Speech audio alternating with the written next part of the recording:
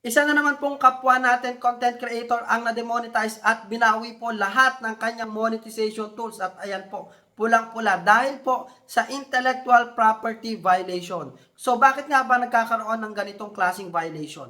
Ang intellectual property violation po mga Lodino ay nakukuha kapag ka po tayo ay kumukuha ng video ng iba at ina-upload lamang po natin to sa ating page or profile nang walang enhancement. For example, kinuha nyo po yung video ko, dina-upload nyo po sa inyo, and then nakita ko yan, wala po kayong ginawang enhancement, i-claim ko po yan mga Lodi, i-report ko po yan, pagkatapos ilalagay ko po doon sa report, intellectual property, dahil ginamit nyo po yung aking video, yung pagmamayari ko, nang wala po kayong permission at wala po kayong ginawang enhancement. So, doon po nakukuha yan mga Lodi.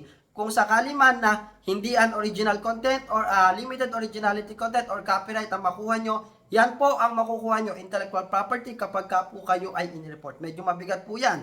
Minsan, umaabot po yan ng 30 to 90 days. Depende pa rin po mga Lodi kung tayo is magiging active. So kapag ka po talagang kumuha tayo ng video ng iba, wala po tayong magagawa mga Lodino. Kung hindi tanggapin yung parusa ni Meta na kung saan is madedemonetize po tayo sa ilang araw or ilang panahon mga Lodi. At para mabawi natin yan, ipakita lang natin kay Meta na mag-upload po tayo ng original video natin araw-araw. Ganun lang po magagawa natin at antayin lang po natin bumalik